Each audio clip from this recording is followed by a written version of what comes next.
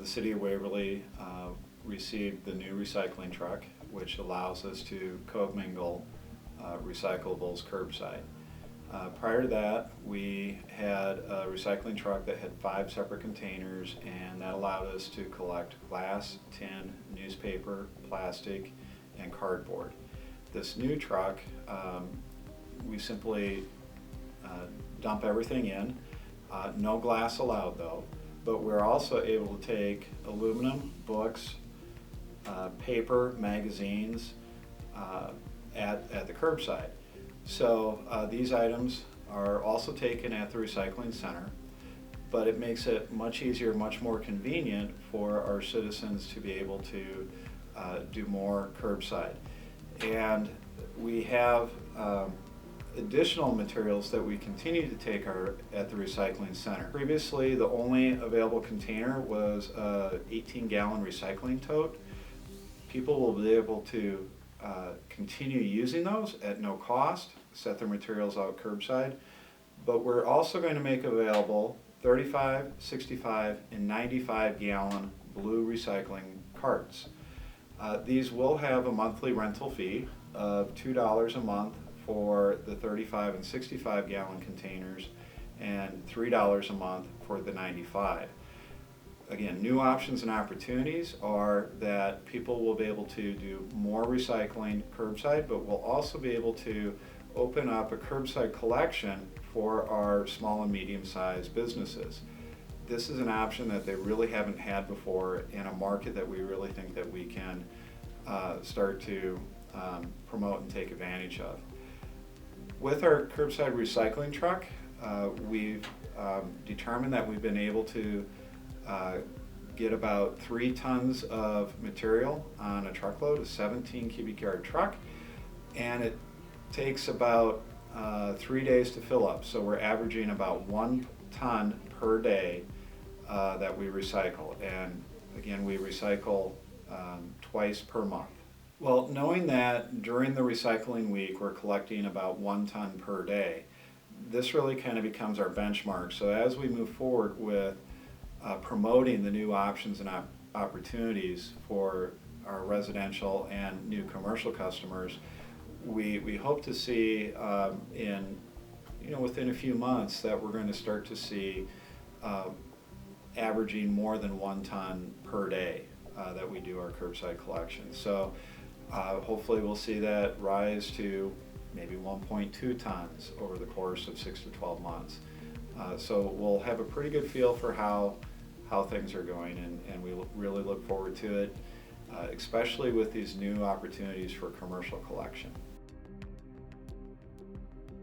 I do recycle. I don't make like a conscious effort to recycle. I don't like go through my trash and like pick out each individual thing, but generally if I have paper and there's a receptacle for it, I'll put it in that instead of the trash can, or I especially do bottles for like redeemables. And then like I mentioned, paper, we've always recycled newspapers at my house, but it's just a lot easier to do when you have something there. Like if you have like the recycling and then the trash can, I'm going to put it in the recycling, obviously, not the trash can. Just, it's the right thing to do. Well, I recycle every now and again, but every once in a while I throw away things that I shouldn't recycle. I recycle when I can. It helps reduce waste and trash. Yeah, I recycle because there's just as many recycle bins as trash cans, and it's just as easy, so why not do it? I don't recycle, but I know the plastic water bottle, they take like 100 years to dissolve it. So I tried, but it's very hard because we don't have a lot of place for put the plastic. So I think they need to make more place for water bottle plastic. The impact that going single stream is going to have on the Wartburg community is hopefully going to increase the amount of waste that we're diverting away. 5 to 70% of the waste that we get in our dumpsters could be diverted, either as recyclable or compostable. And so we're working towards diverting what we can towards recycling. Being able to go single stream is going to make things more simple. It's going to make, or hopefully eliminate, confusion. Because when people are confused, they don't want to err and put something in recycling that they're not supposed to, and so they tend to throw it away. And we're going to try to get away from that. The best thing about going single stream is it eliminates that, oh my gosh, what do I do? If it's plastic, if it's paper, if it's metal, put it in recycling. Last time they were measured, our recycling rates were in the 12% era or group, and the national average is in the 30s. So Wartburg recycling rates are less than the national average, which is kind of sad considering that we put so much effort into it. We are definitely, I mean, we wholeheartedly believe that we're going to see a significant change in that. In the academic buildings, it's a lot better. The recycling rates are closer to the national average, but there's still quite a bit, the 65 to 70% that could be diverted. We really do need to work on our residential areas. That's where we see a lot of recyclables going into the landfill. The biggest point that I like to tell students about is you're paying to throw that away. Your tuition dollars are paying for that.